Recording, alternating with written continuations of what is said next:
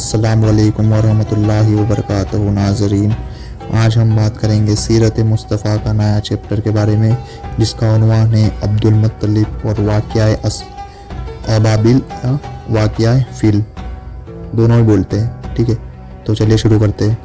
हुज़ूर अकरम सल्लल्लाहु ताला अलैहि वसल्लम के दादा अब्दुल मुत्तलिब का असली नाम शेबा है। ये बड़े ही नेक नफ्स और आबिदो ज़ाहिद थे। गारे हिरा में खाना और पानी साथ लेकर जाते और कई कई दिनों तक लगातार खुदा अज़्ज़ व जल की इबादत में मसरूफ़ रहते।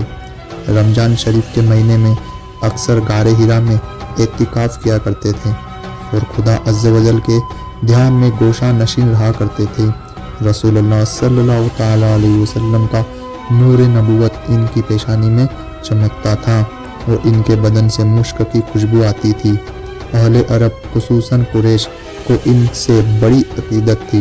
मक्के वालों पर जब कोई मुसीबत आती या कहत पड़ जाता तो लोग अब्दुल मुत्तलिब को साथ लेकर पहाड़ पर चढ़ जाते और पारगाह खुदाबंदी में इनको वसीला बनाकर दुआ मांगते थे, तो दुआ मकबूल हो जाती थी। ये लड़कियों को जिंदा दरगोर करने से लोगों को बड़ी सख्ती के साथ रोकते थे और चोर का हाथ काट डालते थे।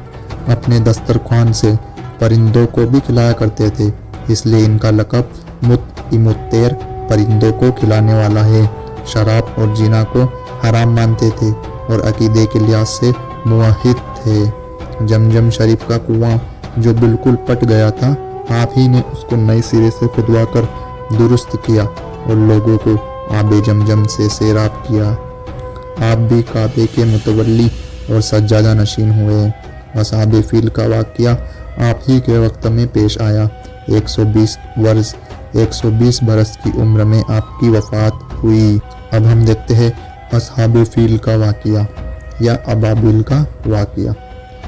हुज़ूर अकरम सल्लल्लाहु ताला अलैहि वसल्लम की पैदाइश से सिर्फ 55 दिन पहले ये यमन का बादशाह अब्राहा हाथियों की फ़ौज लेकर काबा ढाने के लिए मक्के पर हमला आवर हुआ था। इसका सबब यह था कि अब्राहा ने यमन के दारुस सल्तनत सनआ में एक बहुत ही शानदार और आलीशान गिरजाघर बनाया और ये कोशिश करने लगा कि अरब के लोग बजाय खाने काबा के यमन आकर इस गिरजाघर का हज किया करे। जब मक्का वालों को यह मालूम हुआ तो कबीले किनाना का एक शख्स गेज़ो गज़ब में जल भुनकर यमन गया और वहाँ के गिरजाघर में पाखाना कर उसको नजासत से लथपथ कर दिया। जब अब्राहा ने यह वाक़या सुना तो वो तेश में आपे से बाहर हो गया और खानाए काबा को ढाने के लिए हाथियों की फ़ौज लेकर मक्का पर हमला कर दिया और उसकी फ़ौज के अगले दस्ते ने मक्के वालों के तमाम ऊँटों और दूसरे मवेशियों को छीन लिया। उसमें 200 या 400 ऊँट अब्दुल मुत्तलिब के भी थे। अब्दुल मुत्तलिब को इस वाक़ये से बड़ा रंज पहुँचा, चुनांचे आप मामले में गुफ्तगू करने के लिए उसके लश्कर में तशरीफ़ ले गए। जब अब्राहा को मालूम हुआ कि कुरैश का सरदार उससे मुलाकात करने के लिए आया है तो उसने आपको अपने खेमे में बुला लिया और जब अब्दुल मुत्तलिब को देखा कि एक बुलंद कामत, रोबदार और निहायत ही हसीन और जमील आदमी है जिनकी पेशानी पर नूर नबूवत का जाहो जलाल चमक रहा है, तो सूरत देखते ही अब्राहा मरऊब हो गया और बेइख्तियार तख्ते शाही से उतरकर आपकी ताजीम व तकरीम के लिए खड़ा हो गया और अपने बराबर बिठाकर दरियाफ्त किया कि कहिए सरदार कुरैश, यहाँ आपकी तशरीफ़ आवरी का क्या मकसद है। अब्दुल मुत्तलिब ने जवाब दिया कि हमारे ऊँट और बकरियाँ वगैरह जो आपके लश्कर के सिपाही हाँक लाए हैं, आप उन सब मवेशियों को हमारे सिपुर्द कर दीजिए। ये सुनकर अब्राहा ने कहा कि ए सरदार कुरैश, मैं तो ये समझता था कि आप बहुत ही हौसलामंद और शानदार आदमी हैं, मगर आपने मुझसे अपने ऊँटों का सवाल करके मेरी नज़रों में अपना वक़ार कम कर दिया। ऊँट और बकरी की हकीकत ही क्या है?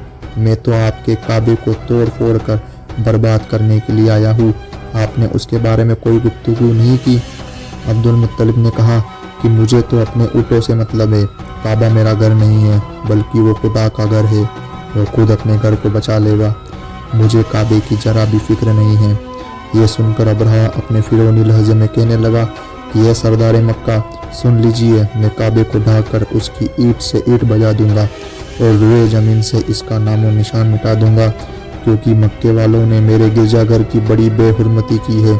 इसलिए मैं इसका इंतकाम लेने के लिए काबे को मिसमार कर देना जरूरी समझता हूँ। अब्दुल मुत्तलिब ने फरमाया कि फिर आप जाने और खुदा जाने, मैं आपसे सिफारिश करने वाला कौन। इस गुफ्तगू के बाद अब्रहा ने तमाम जानवरों को वापस कर देने का हुक्म दे दिया और अब्दुल मुत्तलिब तमाम ऊँटों और बकरियों को साथ लेकर अपने घर चले गए और मक्का वालों से फरमाया कि तुम लोग अपने अपने माल मवेशियों को लेकर मक्का से बाहर निकल जाओ और पहाड़ों की चोटियों पर चढ़कर और दरों में छुपकर पनाह लो। मक्का वालों से यह कहकर फिर खुद अपने खानदान के चंद आदमियों के साथ खाना काबा में गए और दरवाजे का हल्का पकड़कर इंतहाई बेकरारी और गिरिया गुजारी के साथ दरबार बारी में इस तरह दुआ मांगने लगे, अल्लाह, बेशक हर शख्स अपने अपने घर की हिफाजत करता है, लिहाजा तू भी अपने घर की हिफाजत फरमा और सलीब वालों और सलीब के पुजारियों के मुकाबले में अपने इताअत शियारों की मदद फरमा। अब्दुल मुत्तलिब ने यह दुआ मांगी और अपने खानदान वालों को साथ लेकर पहाड़ की चोटी पर चढ़ गए और खुदा की कुदरत का जलवा देखने लगे। अब्रहा जब सुबह को काबा ढाने के लिए अपने लश्कर जर्रार और हाथियों की कितार के साथ आगे बढ़ा और मकाम मकमस में पहुंचा तो खुद उसका हाथी, जिसका नाम महमूद था, एकदम बैठ गया। हर चंद मारा और बार बार ललकारा मगर हाथी नहीं उठा। इस हाल में कहर इलाही अबाबिलों की शक्ल में नमूदार हुआ और नन्हे नन्हे परिंदे झुंड के झुंड, जिनकी चोंच और पंजों में तीन तीन कंकड़ियाँ थी, समुंदर की जानिब से हर में काबा की तरफ आने लगे। अबाबिलों के इन बादल लश्करों ने अब्रहा की फौजों पर इस जोर शोर से संगबारी शुरू कर दी कि की आन में अब्रहा के लश्कर और उसके हाथियों के पर खच्चे उड़ गए। अबाबिलों की संगबारी खुदाबंदे कहार और जब्बार के कहार और गजब की ऐसी मार थी कि जब कोई कंकरी किसी हाथी सवार के सर पर पड़ती थी तो वह उस आदमी के बदन को छेदती हुई हाथी के बदन से पार हो जाती थी। अब्रहा की फौज का एक आदमी भी जिंदा नहीं बचा और सब के सब अब्रहा और उसके हाथियों समेत इस तरह हलाक व बर्बाद हो गए कि उनके जिस्मों की बोटियां टुकड़े टुकड़े होकर जमीन पर बिखर गई।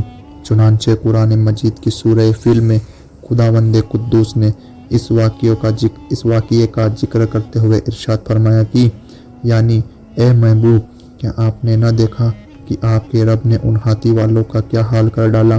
क्या उनके दांव को तबाही में न डाला? उन पर परिंदों की टुकड़ियां भेजी ताकि उन्हें कंकर के पत्थरों से मारे तो उन्हें चबाए हुए भूस जैसा बना डाला। जब अब्रहा और उसके लश्करों का ये अंजाम हुआ तो अब्दुल मुत्तलिब पहाड़ से नीचे उतरे और खुदा का शुक्र अदा किया। उनकी इस करामत का दूर दूर तक चर्चा हो गया और तमाम अहले अरब इनको एक खुदा रसीदा बुजुर्ग की हैसियत से काबिल एहतराम समझने लगे।